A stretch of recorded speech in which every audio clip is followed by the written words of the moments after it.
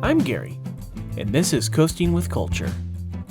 I like to combine theme park visits and riding roller coasters with various cultural experiences around the world. Previously, I took a bus ride out of the town of Baños for a coaster that unfortunately wasn't running, but led to some great sights shared by the driver. Then had to make a last-minute flight to Miami and back to replace my phone so I could continue my journey as smoothly as possible. This time, I head into the city of Guayaquil, taking in some great hilltop sights, beautiful park spaces, and of course, some coaster credits as well.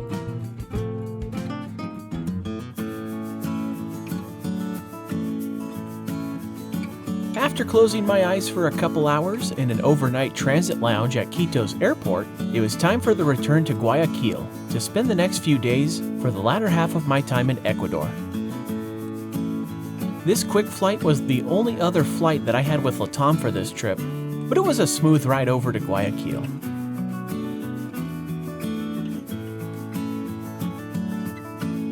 Compared to the previous overnight stay between flights, the weather was better, and arriving in the morning made it possible to enjoy the ride into town. Getting to see Cerro del Carmen ahead, and the iconic El Mono Capuchino before passing through the tunnel under the hill. I stayed at the same hotel from my previous overnight stop, which was conveniently located in the heart of town. Once I dropped off my larger bag, I made my way towards Cerro Santa Ana, which is part of the iconic hills of Guayaquil, along with the neighboring Cerro del Carmen. This is one of the more scenic neighborhoods of the city with great views and some incredible artwork as well, such as the staircase that heads up the hill.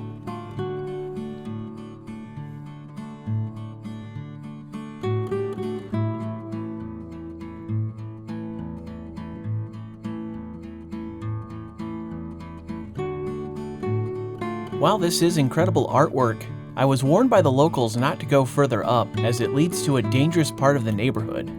So I was rerouted to the stairs with numbers on them, as it's part of a safer corridor for tourists to get to the top. As you get closer to the top, the numbers get higher because they count the number of steps from the bottom of the hill to the top, ending with step number 465.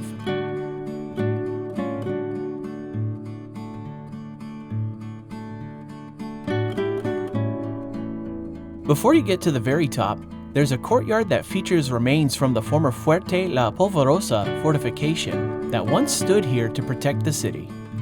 And it features a small museum with a miniature replica ship that offers a pirate bar. It's not quite beer o'clock yet, although I really would like one because that hill is actually pretty tough to climb. Taking the last 80 steps or so to the top of Cerro Santa Ana gives you the opportunity to enjoy El Faro de Guayaquil, the historic lighthouse on the top of the hill that helped guide ships on Rio Guayas at night in the past. If you want an opportunity to get a great lookout spot, the lighthouse is open to visitors.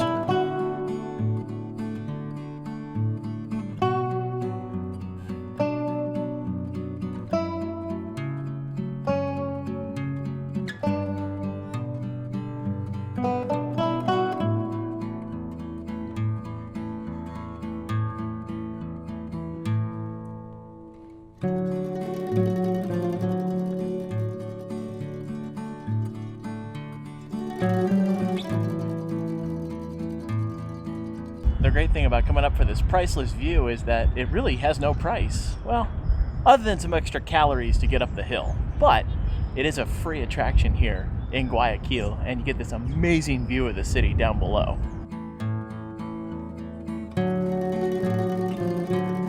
Across the lookout from the lighthouse is the small church, Iglesia del Cerro Santa Ana, which sits in a great spot to see the neighboring Cerro del Carmen and the city center below.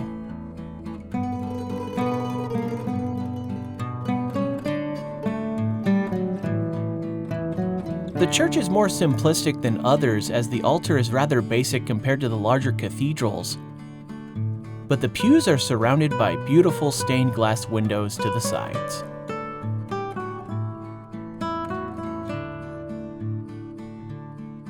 This was a great way to kick off my time in Guayaquil. Even my new friend here will agree that you have to come up the hill to get this view, isn't that right? Maybe he's just a little shy. From one of the highest points in the city, I decided to head to one of its lowest by heading toward the river, enjoying a much easier downhill walk.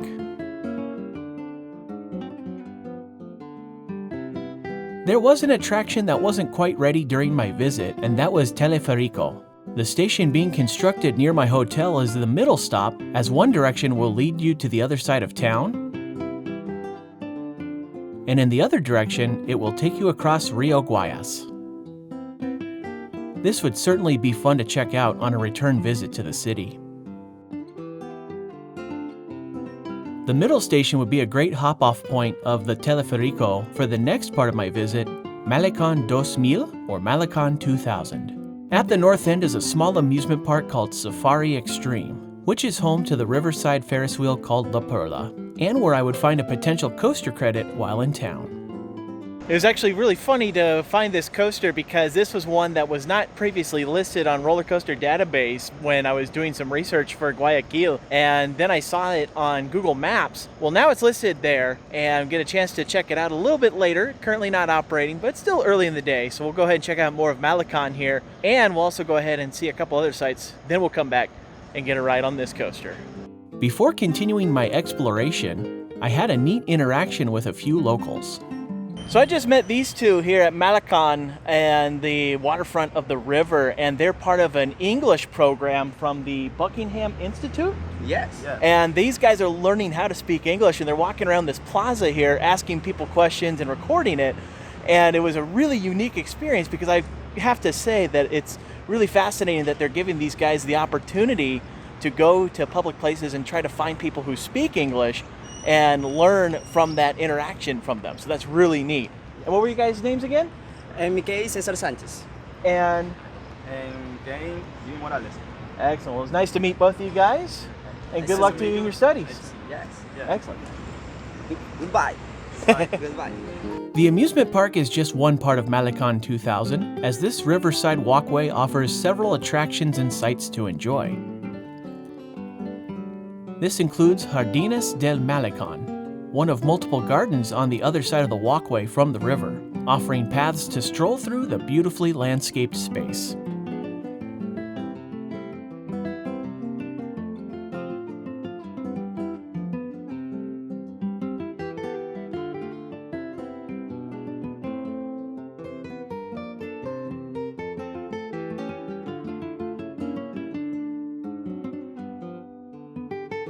Walking further down Malecón offers more options for smaller rides and attractions that are situated along the path. Most of these, though, are geared to smaller children. And unfortunately, there were no additional coaster credits that I found in these areas.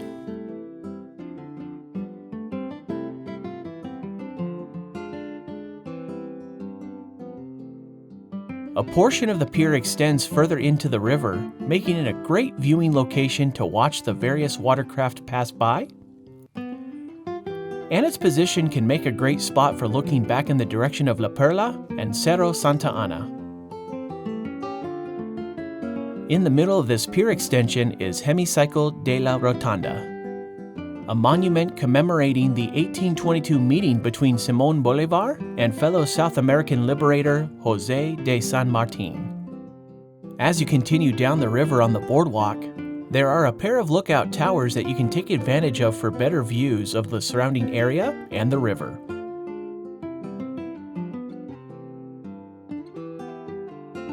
Keep a lookout in the trees along Malecón, for you may find one of several herons sitting in them. If you go even further, you start to get into the more historic part of Malecón 2000, such as the location of Torre Morisca. This Italian-designed Moorish clock tower was built in 1930 as a replacement to the previous public clocks. For those wanting to enjoy the river, a replica schooner named after the pirate Henry Morgan will take you for a 1-hour cruise, and you can even have a little rum on board.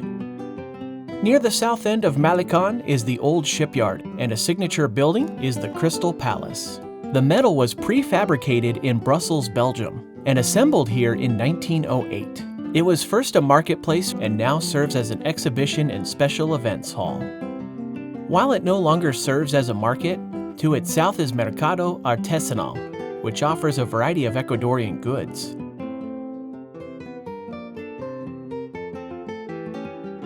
And on its west side, you'll find a lovely church, Iglesia San Jose.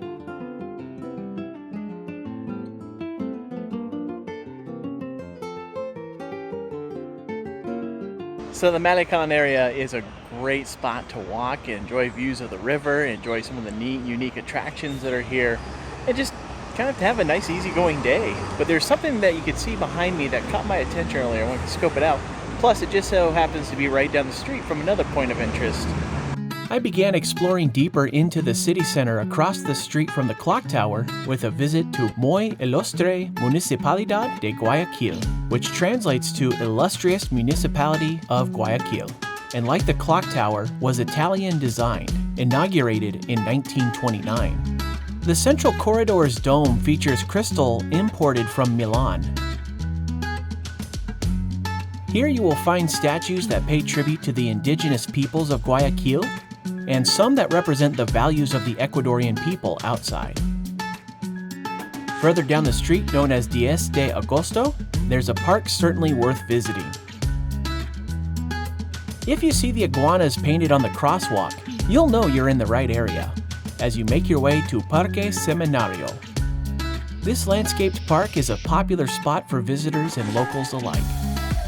Although it isn't because of the statue of Simón Bolívar that sits in the middle, rather, it's because of the many, many, many iguanas who spend time in the park.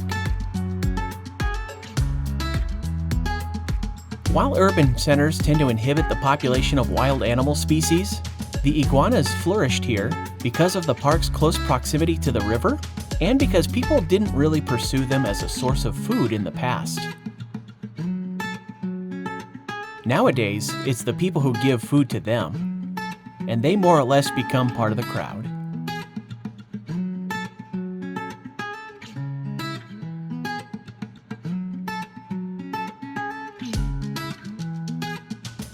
Along with the iguanas, you'll find a pond that features fish and turtles.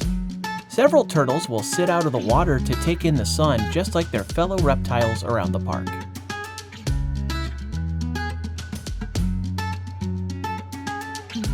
In a way, this kind of reminds me of being in Cancun when I saw all those iguanas that were all over the ruins of El Rey, and then seeing some in the resort area as well.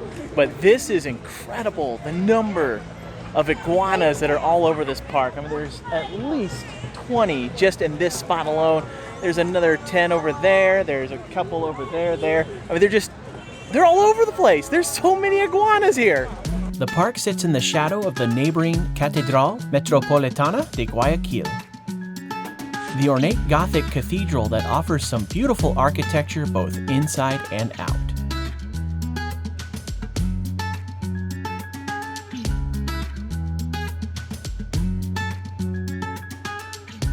It's neat to get a chance to walk around, but there's some unfinished business that I gotta get back to at Malecón. Activity around Malecón was picking up as I returned, from the presence of street performers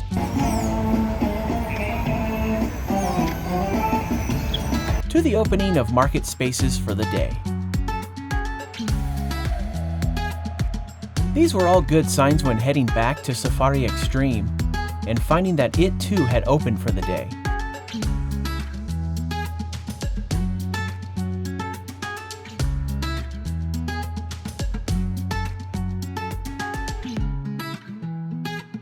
That meant it was time to get yet another coaster credit, this time on Guayaquil Ride.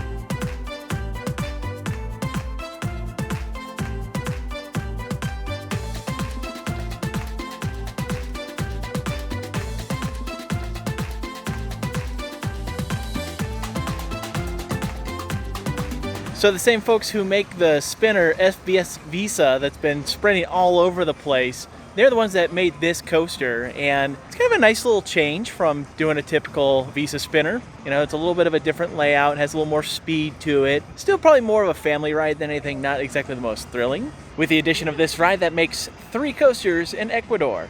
There's still one that I have a pretty good feeling about, and then there's one that's a small possibility.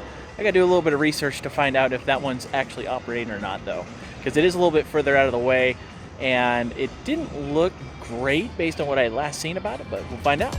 Since I had only slept a little bit in the lounge the night before, and it was a warm day, I went back to the hotel to get into my room and take a nap. That might have gone a little bit longer than I planned. It's funny because what was supposed to be maybe a 15-20 minute nap and give the phone a little bit of a chance of recharge turned into a 3-hour nap. I was tired. It's been a long couple of days. But the good news, though, is I feel a little bit more rested. I'm cooled off. And now I'm ready to seek out another coaster. For the evening, I rode to the other side of the city and started alongside Plaza Rodolfo Baquerizo Moreno for Safari Park, a small amusement park owned by the same company that owns Safari Extreme at Malecón 2000. They have a few rides at this park, including an SBF Visa spinner known as Aventura.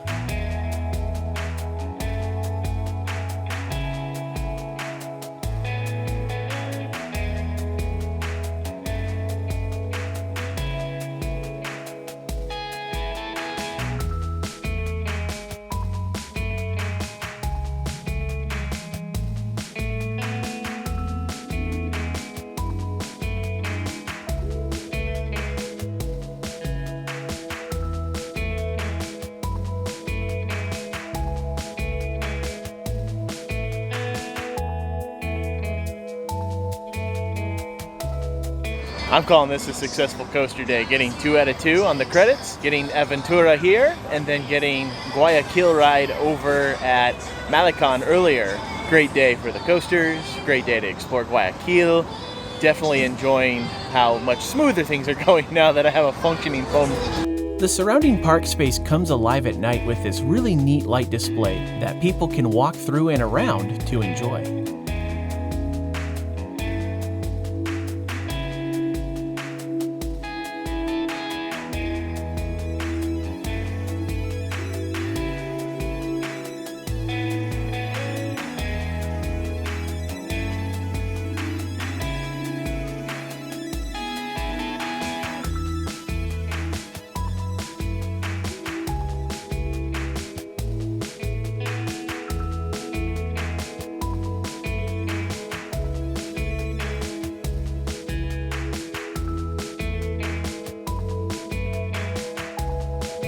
The other side of the city has a smaller river that feeds into the same bay as Rio Guayas and offers its own boardwalk known as Malecón del Salado.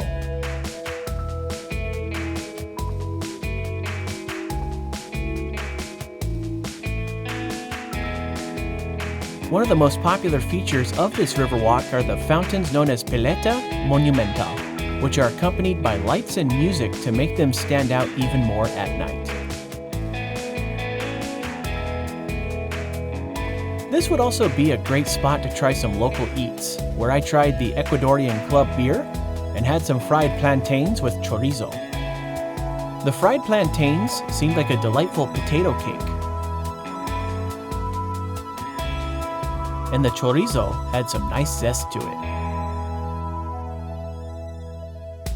There is a lower courtyard which seemed to be a great space for events, and they have a small theater located in the building next to it for shows.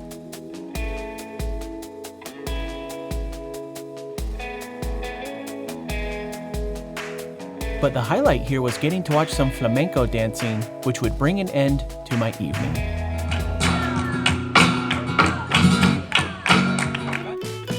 Thank you for watching this Coasting with Culture video. If you'd like to see future videos about combining theme park visits and cultural experiences, please consider clicking that subscribe button down below.